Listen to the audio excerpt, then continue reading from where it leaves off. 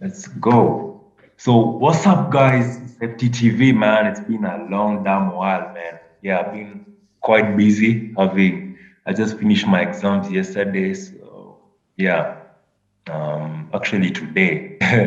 So now I have more free time. We'll be having more because actually I'm planning we do weekly, man. And we have our FTTV crew members with us today, starting with Benjamin or Batandi, as usual. He's been here severally. And for the first time ever, Paul or I. Yeah. Uh, Wagwan guys, how you guys doing? Good man, good man. Yeah, bro, good. Just busy. Cool, cool, man. So yeah, so today, as you guys, the topic is concerning the European Super League that was happening, was supposed to happen. Like this whole week, we've all been, following it up from the group. Yeah. So let me hear Paul. Paul, give me your thoughts concerning the Super League. Do you support it or do you think it's nonsense? Um, I can't say that I was fully against it. I Mm. won't lie that I was fully against it. There's part of me that really wanted to see the top flight matches every week, man. Um, I feel like the standard of football really drops when the big teams are playing against the small teams. That's not a lie. The small teams have low blocks, which makes the football really boring. So Yeah. top flight matches would be really exciting to watch. So as a football fan and as uh, a watcher, I would feel like the top flight matches would be good to watch. But um, I don't think it would be fair. So there was that like confusion and like that. I'm not really sure, but I would love to see the top flight matches, man, every week. But unfortunately, we can't all get what we want, man. Okay, that's fair enough, because yeah, no, of course, not everyone was meant to be against it. I don't have any problem with someone who supported it. You have your reasons and they're valid. So yeah, we can move on to Ben with Batandi. What do you think about it? um, I was against it because Yeah. for me, it doesn't make sense to have a tournament where you have, let's say, 20 teams. They're saying 20 teams, and then 15 are permanent, and then five qualify. And then Mm. so you basically have a tournament where every year you have the same 15 teams. It doesn't make sense. Fair, what's the point of football if, like, to qualify for a Champions League or like a big tournament and it's the same teams every time? It just takes away the whole point of winning games. So you'll come Premier League, Arsenal don't care about Premier League, United don't care about Premier League. People don't really care Yeah. about performing well to get into the big competition. So I was against that. Yeah. And I've heard the argument, and I understand why people say, it's nice to see big games regularly. But the problem is, if you're seeing them every week, they're no longer big games. So they become boring because they're Yeah. oversaturated. Yeah. So Yeah. that's Yeah. another. And but generally speaking, I was like, I don't mind reforms. I don't mind people trying to, like, update competitions to create better new competitions, but it has to be fair. It has to be not just making money, but a competition that actually helps the sport. Yeah, yeah, yeah. True, true, true. Anyway, that's a good point because yeah, it seemed a bit too complicated. So with us has joined Armon, and yeah, what's up? What's up, bro? What's up, guys? You're just on time, man. We were talking about what you think about the whole Super League. Like, do you support it or are you against it? I was kind of having mixed feelings, Okay. but from listening to the fans and the UEFA guys, I understand where they come from, and Mm. it's not always that you will go for the money. Yes, Yeah. yes. It's not always about the money, man. Yeah. Facts. So we can move on to the next point, which is some of the facts behind this whole ESL thing. As we know, it was going to have 20 teams. First of all, starting with 12. The ones we knew, the big six of the English, the big three of Spain and Italy. Yeah. So, and it was said to, I don't know, it was gonna disrupt European leagues like Champions League, Europa League. Yeah, man, that would have been messed up. What do you guys think about it? If I were to start, Yeah. I feel like I think the timetable is comfortable. It's going to replace the Champions League. I think that was the biggest issue because the Champions League was going to replace. That was the biggest issue because I don't feel like it was interfering with the normal domestic leagues. Yeah. Because they're going to play the matches. They're going to play the matches on Tuesday. Okay. Could you try put your mic a bit closer to your mouth so that we hear you clearer? Oh, sorry. I'm saying I don't think it was going to really disrupt the domestic leagues. Okay. I think it was just going to affect the Champions League. So if that was the only issue, I wouldn't see a problem. Okay. But okay. Yeah. Although I would think that it would disrupt the domestic leagues because of stuff to do with players. Coaches having to use weaker teams for the domestic leagues than stronger teams, so to preserve them for the European Super League. So I feel it would somehow affect, man. What do you think about that, Ben? And yeah, just to add on to that, because as I said, the whole qualifying for the competition wasn't on performance. It was if you're a big club like an Arsenal, even if you finish 17th in the league, you're going to be the ECL. So then that means no one really cares about the league because the money from the ESL is higher. So people just focus on those games. And in the league, no matter what they do, they can finish last or they can get relegated and they'll still be in the ESL. So it just kills the domestic game. It kills the whole point of a league for the big teams. And the league just becomes for teams like Brighton and Leeds. And even if they do well, they can't go to the ESL. So what's the point for them? I know, right? Question. Anyway, Armon, maybe you can add on that. Thoughts? I actually have a question before I add on that. There was 15 permanent teams and 5 qualifying teams, right? Yeah. Where do these 5 qualifying teams come from? So they weren't clear. They didn't say how they're going to do it, but I'm guessing it would have probably been like, let's say the finisher in each league outside the top 6. Like for example, the Premier League, who finished 7th. I have no idea. I don't know how they're going to work it out. They never said. They weren't clear. Like this thing was rushed. It's like they just threw a proposal and just hoped for the best. The planning was so poor. Yeah. So what was your question, Richie? To remind me. My question was, I was asking the other guys,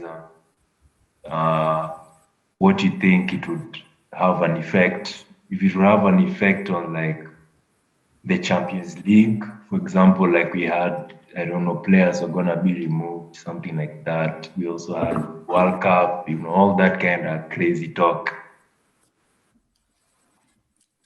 Financially speaking, because I'm a finance guy, I find that this was a battle for money. Now here's the thing.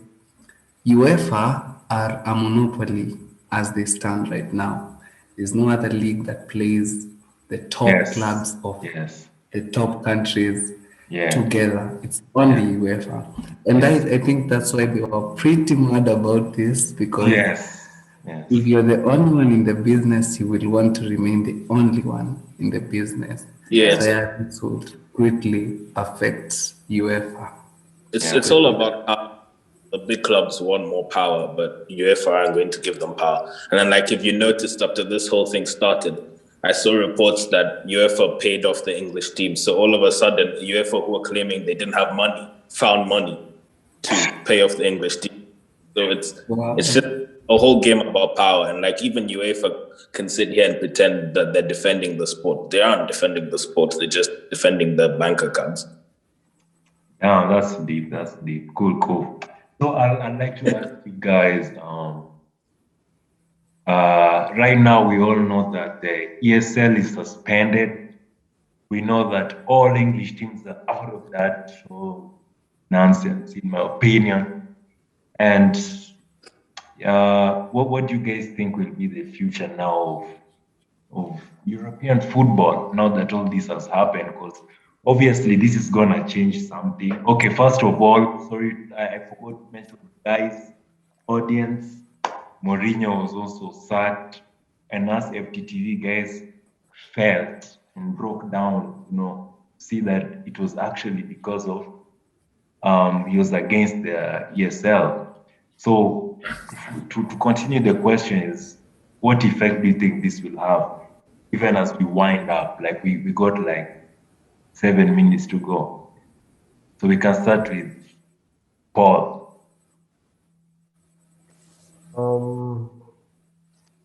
I feel like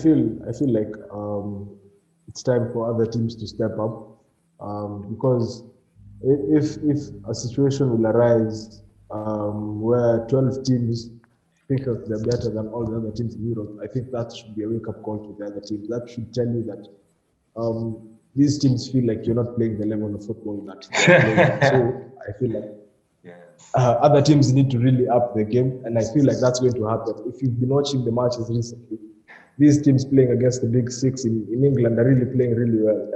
Yes. I think the game is going to step up, because guys are going to know it's either you work for it to earn it. I think that's going to be the name of the game right now.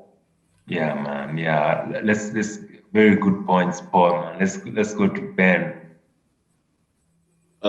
So firstly, this is from the UK. I feel like there'll be a change in how teams are owned. So they've been talking about the whole 50+1 model where fans will own 50% of the club as well. I think that could come in because there's always a feeling that they're gonna try it again. They're gonna try, create another league like this again.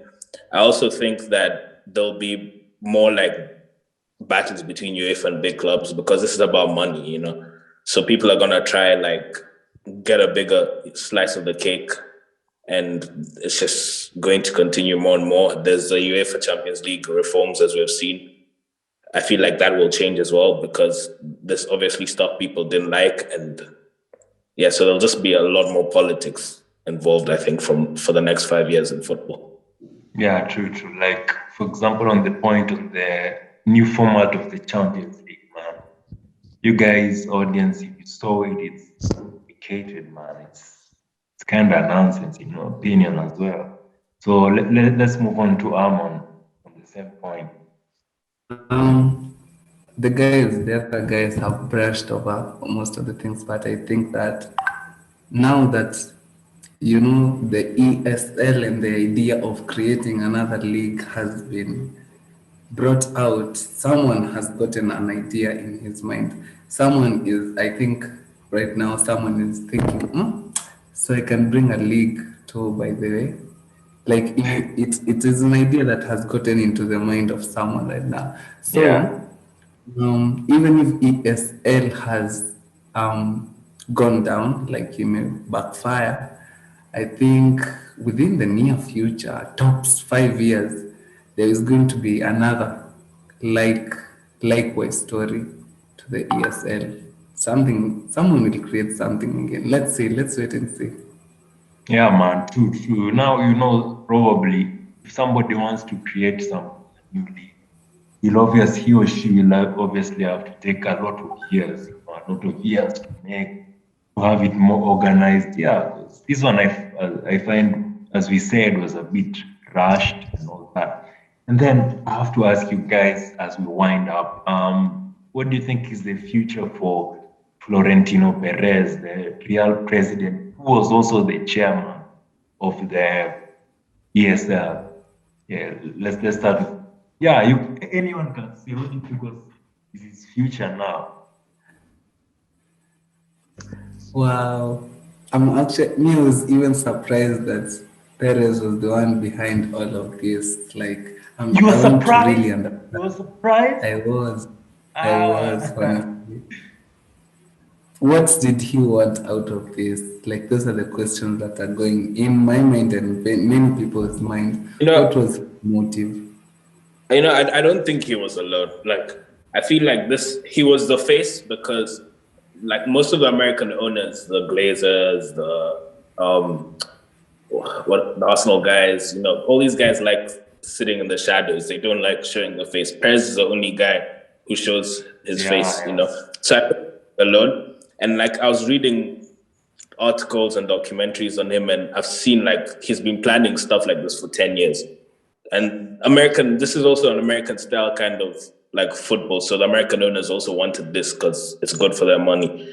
So I don't know what the future is for him. He's an old guy already. I doubt he has long left in Real Madrid. Maybe resign or wait for his term to end, and then he'll just be forgotten. Oh yeah, and on that point of resignation, stories yesterday about Man United's chairman and Woodward resigning. Then today I saw that he may not resign. Paul, what do you think of the situation? I think from the club, it's official that he resigned. Um, he's going to step down at the end of 2021. I think that's still on the club's page, official page. So I don't think anything has changed. Personally, he's had his good moments and his bad moments with United, but I have like no grudges against Woodward. I think he's done a really good job. He's been with Man United since I think for 16 years. Yeah, since 2005, I think. Yeah, he's been with United since 2005, and if you look at the players Aye, United aye, have gotten since 2005 to now. He's done a really good job. So aye, I think bro, it's his Paul. That's a time to good come. point. Now since time was run out on this Zoom, I think we're done for today. Thank you, Ben, Paul, and Armon for joining. As we know, we're FTTV crew. Yeah, looking forward to the next video, man. Now we're back and back again. Audience, put your comments below. Do you support the ESL? Do you not? What do you think is the future for football? And yeah, hit a like, share widely, and I'll put a link to my website, SportsBiz Kenya. I wrote an article concerning this, so you can take my thoughts on the same. So with that, have a blessed time, everybody, and see you on the next one. Okay. Wow.